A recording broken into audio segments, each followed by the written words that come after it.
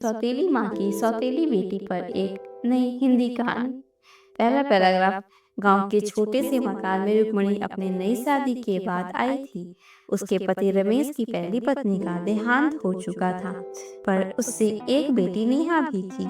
रुक्मणी जब पहली बार घर आई, नेहा उसे बड़ी उत्सुकता से देख रही थी। नेहा के मन में अपनी माँ की कमी तो थी ही, पर सौतेली माँ से उसे डर भी लगता था। रुक्मणी ने धीरे धीरे घर को संभाला, पर नेहा के लिए उसके दिल में स्नेह कम ही था। दूसरा पैराग्राफ। नेहा 7 साल की थी, मासूम सी, नन्ही सी चोटी और बड़ी बड़ी आंखें। जब भी वह अपने सौतेली माँ के पास आती, रुक्मणी उसे टाल देती। खाना खिलाना हो, कपड़े देना हो, हर काम में उसे अलग कर देती। रमेश बाहर काम पर रहता था, और जब लौटता तो रुक्मणी सब कुछ ठीक ठाक बताकर मुस्कुरा देती। नेहा पिता से कुछ कह नहीं पाता, क्योंकि उसे डर था कि कहीं पापा को तकलीफ ना हो। तीसरा पैराग्राफ। गांव के स्कूल में नेहा रोज जाती थी, फटी हुई पुरानी किताबें और खराब जूते पहने, फिर भी वह मुस्कुराती। मास्टर जी भी जानते थे नेहा के घर में कुछ ठीक नहीं हो, पर गांव में कोई किसी के झगड़े में नहीं पड़ता। नेहा की सहेलियां कभी कभी उसके लिए टिफिन में कुछ ले आती थी। नेहा अपनी छोटी छोटी खुशियों में सब सह लेती।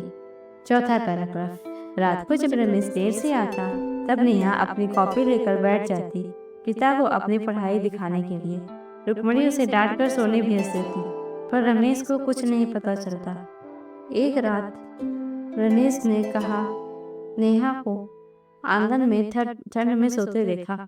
उसने रुक्मणी से पूछा तो उसे झूठ बोल दिया कि नेहा जिद्दी है, कमरे में नहीं सोती। रमेश भी थका हारा था, उसने कुछ नहीं कहा। दिन बीतते गए, नेहा 12 साल की हो गई। अब वह छोटी छोटी बातें समझने लगी थी। सौतेली माँ की नजर में वह बोझ थी, पर नेहा के दिल में अभी भी उम्मीद थी, शायद कभी उसे रुक्मणी से प्यार कर लेगी। एक बार नेहा बीमार पड़ी तो रुक्मणी ने इलाज के पैसे बचाने के लिए गांव के वैद्य को बुला लिया। नेहा की तबीयत और बिगड़ गई। उसी रात उसी बीमारी में एक रात नेहा को बहुत तेज बुखार आया। रमेश शहर में था। नेहा ने रुक्मणी से पानी मांगा तो उसने सुना अनसुना कर दिया। नेहा बुखार में बड़बड़ाते हुए अपनी माँ को पुकारने लगी। तभी रुक्मणी को पता नहीं क्या हुआ, उसका दिल पसीज गया। उसने नेहा के माथे पर हाथ रखा तो उसे पहली बार एहसास हुआ कि यह बच्ची उसके लिए क्या झेल रही है। सातवां पैराग्राफ। रुक्मणी ने उसी रात नेहा को अपनी गोद में लेकर गांव में डॉक्टर के पास पहुंचाया। पहली बार उसने नेहा के लिए कुछ किया था। गांव वाले हैरान थे। वह सौतेली माँ जो नेहा को कभी प्यार नहीं देती, आज उसे सीने से लगाए बैठी है। डॉक्टर ने नेहा को दवाई दी और कहा अगर वक्त पर न लाती तो जान भी जा सकती थी। आठवां पैराग्राफ। नेहा ठीक तो हो गई, पर रुक्मणी की आंखों में अपनी गलतियों का भार था। जब उसने रमेश को सब सच बता दिया, रमेश ने भी रुक्मणी को माफ किया। धीरे धीरे रुक्मणी ने नेहा को अपनी बेटी मान लिया।